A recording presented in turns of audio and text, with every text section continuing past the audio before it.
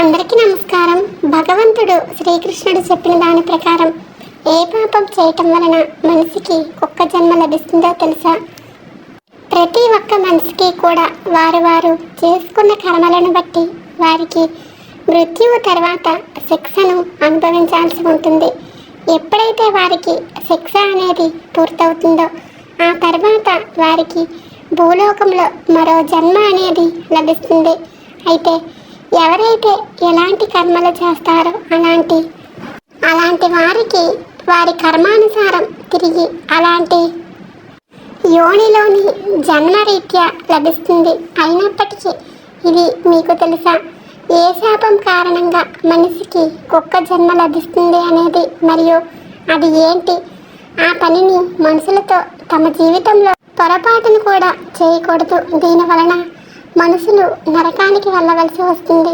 అలాగే కుక్క జన్మ కూడా లభిస్తుంది. ఇకపోతే మన హిందూ పురాణాల ప్రకారం ఈ భూమిపై నివసించే అందరు మనుషులకి కూడా వారి మృత్యువు తర్వాత వారికి వారి కర్మలను అనుసరించి రకరకాల యోనులలో జన్మను ఎత్తవలసి ఉంటుంది. అంతేకాకుండా కొన్ని ధార్మిక గ్రంథాలలో చెప్పబడిన విషయం ఏమిటి అంటే, ఏ మనిషి అయితే తన జీవితంలో చాలా ఎక్కువగా పాపాలు చేస్తాడో అటువంటి వ్యక్తి ఎలాంటి ఒక యోనిలో జన్మ లభిస్తుందంటే అక్కడ అతని దుఃఖాలను బాధలను ఎవరికీ కూడా చెప్పుకోలేడు, మరియు ఎవరితో కూడా పంచుకోలేడు. కాబట్టి ఈరోజు ఈ వీడియోలో మేము మీకు చెప్పబోయేది ఏంటంటే, అది ఏ పని ఆ పనిని ఒక మనిషి తన జీవితకాలంలో ఎప్పుడూ కూడా చేయకూడదు, లేదంటే అతనికి కుక్క జన్మ లభించడం అనేది ఖాయం. ఆ వివరాలు తెలుసుకుందాం. ఈ వీడియో చూసే ముందు, అలాగే ఈ కథను వినే ముందు మా చిన్న రిక్వెస్ట్ ఏంటంటే, భగవంతుడు శ్రీకృష్ణుడి కోసం ప్రతి ఒక్కరూ కూడా ఈ వీడియోని లైక్ చేసి కామెంట్ బాక్స్లో జై శ్రీకృష్ణ అని ఒకసారి చిన్న కామెంట్ అయితే చేయండి. దీనివలన భగవంతుడు శ్రీకృష్ణుడి ఆశీర్వాదం మీకు ఖచ్చితంగా లభిస్తుంది. ఇకపోతే ఒకసారి భగవంతుడు శ్రీకృష్ణుడి ప్రియమైన రాధాదేవి తన చెలికత్తెలతో కలిసి తమ నగరంలో భ్రమణం చేస్తూ ఉంటుంది. మొత్తం ఊరంతా కూడా ఆమె కలియ తిరుగుతూ ఉంటుంది. అప్పుడు ఆమె ఏం చేస్తుందంటే, ఒక ఇంటి దగ్గర దీన స్థితిలో ఉన్న ఒక కుక్క ఏదైనా ఆహారం దొరికితే తిందామని వేచి చూస్తుంది. ఇంతలోనే ఆ ఇంట్లో నుంచి ఒక యువకుడైన కుర్రవాడు కర్ర తీసుకుని బయటకు వస్తాడు. బయటకు వచ్చి ఆ కుక్కని తరిమి కొడతాడు. ఈ సంఘటన మొత్తం గమనించిన రాధాదేవి చలించిపోయింది. ఆమె తన చెలికత్తెలతో మాట్లాడుతూ ఈ విధంగా అంటుంది, నా ప్రియమైన చెలికత్తెలారా, మీరందరూ మీ ఇళ్లకు వెళ్ళిపోండి. అలాగే నేను కూడా నా ప్రభువైన కన్నయ్య దగ్గరికి వెళ్తాను. వెళ్ళి నా ప్రభువును కొన్ని ప్రశ్నలు అడిగేది ఉంది అని రాధాదేవి శ్రీకృష్ణుడిని కలవడానికి అక్కడి నుంచి బయలుదేరుతుంది.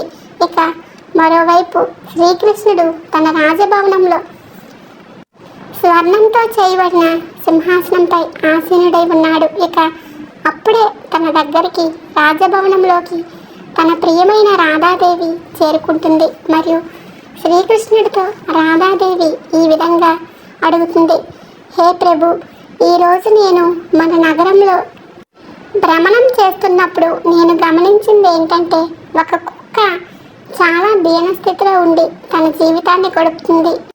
మరియు అది ఎవరి ఇంటి ద్వారం వద్దకు వెళ్ళినా సరే ప్రజలు కర్ర తీసుకొని దాన్ని తరిమి కొడుతున్నారు. మరియు అది తన ఆహారం కోసం అటు ఇటు తిరుగాడుతుంది. అయినప్పటికీ దానికి కడుపు నింపుకోవడం కోసం ఎక్కడా కూడా ఆహారం లభించలేదు. కాబట్టి ప్రభు, ఈ సంఘటన చూసిన తర్వాత నా మనసులో ఒక ప్రశ్న ఉత్పన్నమైంది. మరియు నేను కోరుకునేది ఏంటంటే, మీరు నా యందు దయ ఉంచి నా ప్రశ్నకు సమాధానం ఇవ్వండి అని రాధాదేవి అడుగుతుంది. ఇది విన్న తర్వాత భగవంతుడు శ్రీకృష్ణుడు మాట్లాడుతూ, నా ప్రియమైన రాధాదేవి, నీ మనసులో ఎలాంటి ప్రశ్నలు ఉన్నా సరే నాకు నిశ్చంతగా చెప్పు. నేను నీ ప్రశ్నకు సమాధానం ఖచ్చితంగా ఇస్తాను అని అంటాడు. ఆ తర్వాత రాధాదేవి మాట్లాడుతూ ఇలా అంటుంది, ఓ ప్రభు, నా ప్రశ్న ఏమిటి అంటే ఏ పాపం చేయటం వలన మనిషికి కుక్క జన్మ లభిస్తుంది అనేది నా ప్రశ్న అని రాధాదేవి అడుగుతుంది. తర్వాత దీనికి సమాధానంగా భగవంతుడు శ్రీకృష్ణుడు మాట్లాడుతూ ఇలా అంటాడు, నా ప్రియమైన రాధాదేవి, ఈరోజు నీకు నేను ఒక కథ చెప్తాను. ఇది వింటే నీ ప్రశ్నకు ఖచ్చితంగా సమాధానం దొరుకుతుంది. కాబట్టి నువ్వు శ్రద్ధతో జాగ్రత్తగా ఈ కథను విను అని శ్రీకృష్ణుడు అంటాడు. ఇక తర్వాత రాధాదేవి, హే ప్రభు, మీరు కథను ప్రారంభించండి, నేను పూర్తి శ్రద్ధతో నా మనసు ఇక్కడే పెట్టి వింటాను అంటుంది. ఇక కథను ప్రారంభిస్తూ భగవంతుడు శ్రీకృష్ణుడు ఇలా అంటాడు, నా ప్రియమైన రాధాదేవి, పూర్వం ఒకసారి ఏం జరిగిందంటే ప్రభువైన శ్రీరాముడు తన సభలో కూర్చొని ఉండగా ఆయనకు ఒక కుక్క ఏడ్చిన శబ్దం వినిపించింది. వెంటనే సభ జరిగే ప్రదేశం దగ్గర ఉన్న ద్వారపాలకుడు ఆ కుక్కని అక్కడ నుండి తరిమేశాడు. తర్వాత మరుసటి రోజు కూడా సేమ్ అదే కుక్క మళ్ళీ అదే ప్రదేశానికి వచ్చి ఏడవడం ప్రారంభించింది.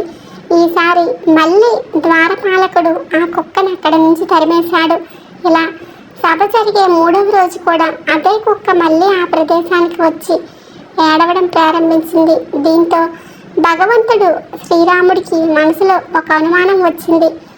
ఆఖరికి ఈ కుక్క రోజు ఈ సభ జరిగే ప్రదేశానికి వచ్చి ఎందుకు ఏడుస్తుంది అని ఆలోచించి భగవంతుడు శ్రీరాముడు ఆ కుక్క ఏడుపుకు కారణం ఏంటో తెలుసుకోవాలి అని అనుకుంటాడు. దీంతో వెంటనే ద్వారపాలకుడిని పిలిచి ఆ కుక్కను నా వద్దకు తీసుకురా అని ఆదేశిస్తాడు. ఇక ద్వారపాలకుడు ఆ కుక్క దగ్గరికి వెళ్ళి, ఓ కుక్క, ప్రభు శ్రీరాముడు నిన్ను దర్బారు పిలిచాడు, వెంటనే నాతో లోపలికి రా అని అంటాడు. దీంతో ఆ కుక్క ఇలా అంటుంది, ఓ మునివర్య, నాకు ఎలాంటి యోనిలో జన్మ లభించింది అంటే దీనివలన నేను గుడిలోనికి కానీ మరియు రాజమందిరంలోకి కానీ మరియు వంటగదిలోకి కానీ గోశాలలోకి కానీ నేను వెళ్ళడం నిషిద్ధం. కావున వారిని స్వయంగా నన్ను కలవడానికి ఇక్కడికి రమ్మని చెప్పు అని చెబుతుంది. ఇక ద్వారపాలకుడు కుక్క చెప్పిన మాటలను అన్నీ శ్రీరామునికి వినిపించాడు.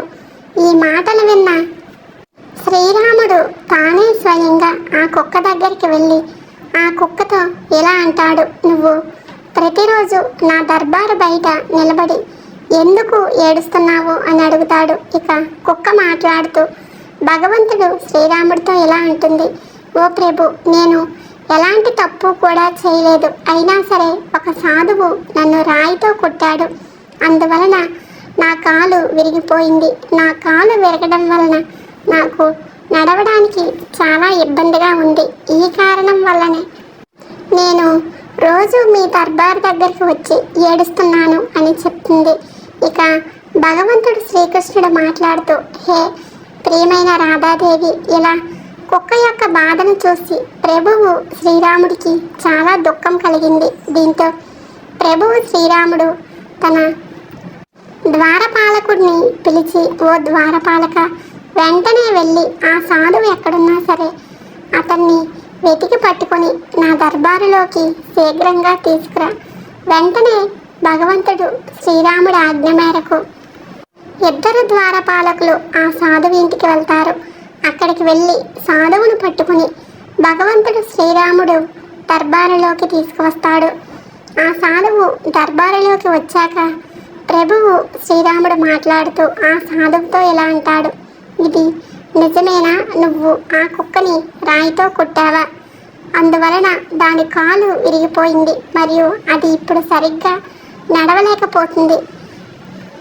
ఇదేం తప్పు చేసిందని అనవసరంగా ఒక మూగజీవి కాలును నువ్వు విరగొట్టావు అని ఆ సాధువును శ్రీరాముడు అడుగుతాడు. ఇక ఆ తర్వాత మాట్లాడుతూ, హే ప్రభు, నేను భిక్ష కోసం దారిలో నడుచుకుంటూ వెళ్తున్నాను. అప్పుడు ఈ కుక్క వచ్చి నా ఆహారాన్ని నోటితో తాకింది. వెంటనే నేను ఒక రాయి తీసుకుని దీన్ని గట్టిగా కొట్టాను. అందువలన ఈ యొక్క కుక్క కాలు విరిగింది అని చెప్తాడు. ఇక సాధువు మాటలు విన్న తర్వాత ప్రభువు శ్రీరాముడు మాట్లాడుతూ, ఇంతకీ ఇది నీకు తెలుసా? ఇది నోరు లేని ఒక మూగజీవి. ఇవి వాటి కడుపు నింపుకోవడం కోసం మాత్రమే ఇలా చేస్తాయి. వీటికి అంత బుద్ధి ఉండదు కదా, ఇలా చేయకూడదు.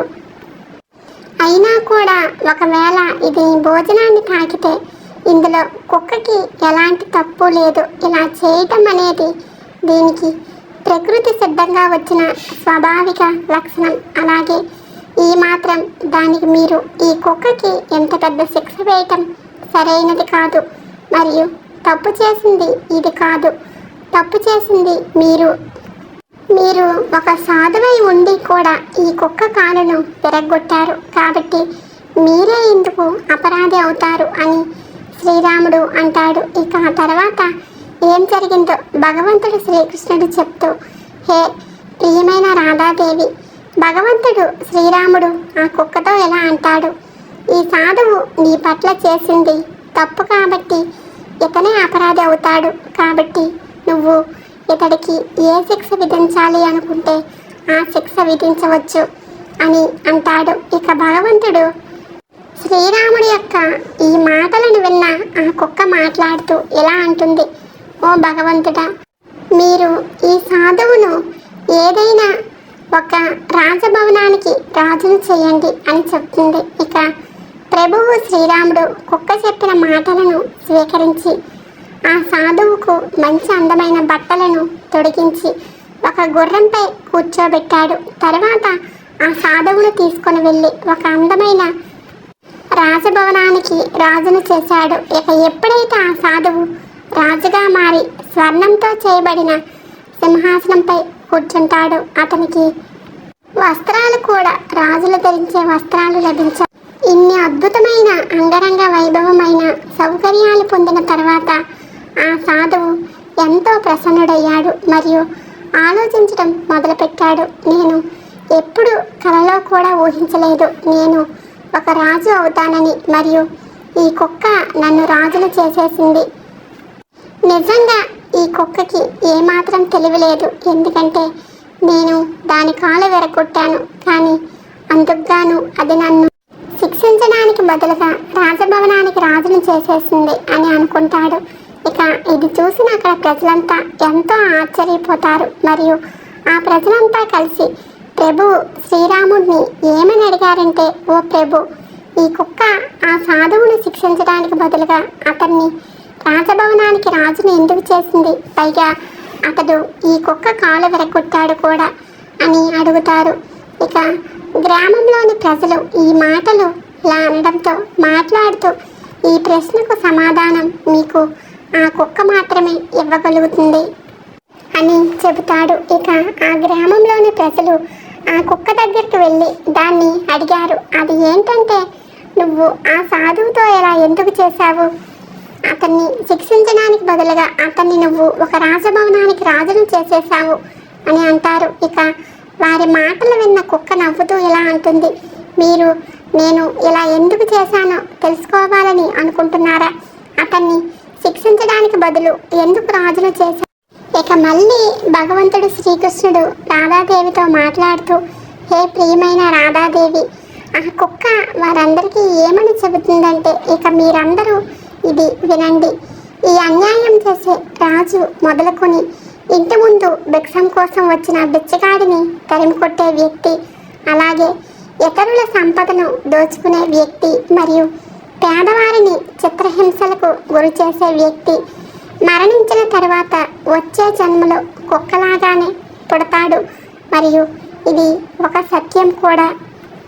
ఇందులో సంకోచించవలసిన అవసరం ఏమాత్రం లేదు, ఎందుకంటే ఇక రాజు అందరికంటే ముందుగా పేదవారిని చిత్రహింసలకు గురి చేస్తాడు మరియు వారి సంపదను అంతా దోచుకుంటాడు కూడా అని చెబుతూ కుక్క ఈ విధంగా అంటుంది, నేను కూడా గత జన్మలో ఒక రాజుని మరియు పేద ప్రజలను చాలా చిత్రహింసలకు గురి చేసేవాడిని, వారి కష్టార్జితాన్ని మొత్తం దోచుకునేవాడిని, అనగా వారు కష్టపడి సంపాదించిన ధనాన్ని మొత్తం దోచుకునేవాడిని. మరియు నేను కూడా గత జన్మలో ప్రజలకు చాలా అన్యాయం చేసేవాడిని. నిస్సహాయంగా ఉన్న ప్రజల భూమిని మరియు పేదవారి భూమిని అంతా ఆక్రమించుకునేవాడిని.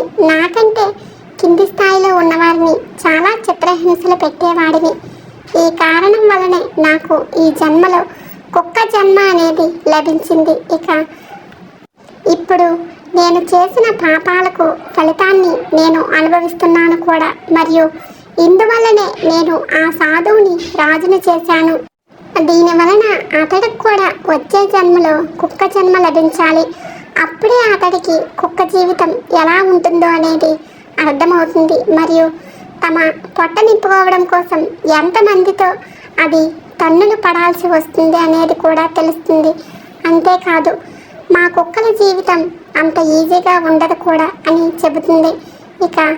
కథను ముందుకు తీసుకువెళ్తూ కూడా భగవంతుడు శ్రీకృష్ణుడు ఇలా అంటాడు, హే ప్రియమైన రాధాదేవి, వీళ్ళందరూ కూడా అలాంటి వారే. వీళ్ళు తమ పాపాలు పోగొట్టుకోవడం కోసం గంగలో మునుగుతారు, కానీ అక్కడ నుంచి తిరిగి రాగానే మళ్ళీ పాపాలు చేయటం మొదలు పెడతారు అని అనగానే రాధాదేవి మాట్లాడుతూ, హే ప్రభు, అయితే గంగా నదిలో మునిగితే పాపాలు తొలగిపోవా స్వామి అని అడుగుతుంది.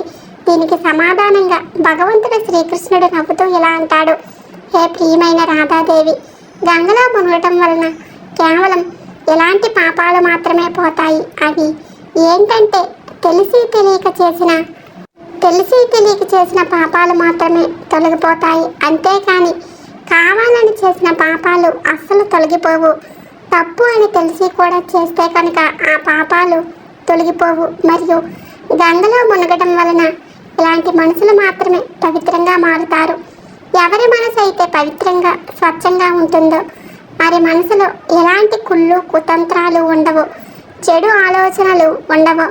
అలాంటి వారు మాత్రమే పవిత్రంగా మారుతారు. అనగా కుళ్ళు కుతంత్రాలు ఉండేవారు మరియు ఇతర మహిళలను చెడు దృష్టితో చూసేవారు, అలాంటి వారికి గంగలో మునగడం వలన ఎలాంటి ప్రయోజనం ఉండదు. మరియు ప్రతి ఒక్క మనిషికి కూడా తను చేసే కర్మలకు ఫలితం అనుభవించక తప్పదు. కాబట్టి మీకు చేతులు జోడించి నమస్కారం చేసుకుని వేడుకునేది ఏమిటంటే, ఏ మూగ జీవానికైనా తను కడుపు నింపుకోవడం కోసం మనం ఒక పూట కూడా దానికి అన్నం పెట్టకపోతే దానికి కష్టం కలిగించే హక్కు కూడా మనకు లేదు. కాబట్టి నోరు లేని ఏ మూగజీవికి కూడా హాని కలిగించకండి.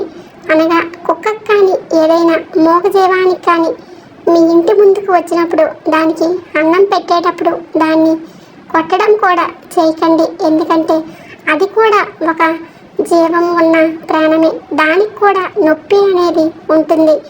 నొప్పితో అది విలవిల్లాడుతుంది. అంతేకాదు ఆ భగవంతుడు అందరి పాపాలను కూడా ఒక కంట కనిపెడుతూనే ఉంటాడు.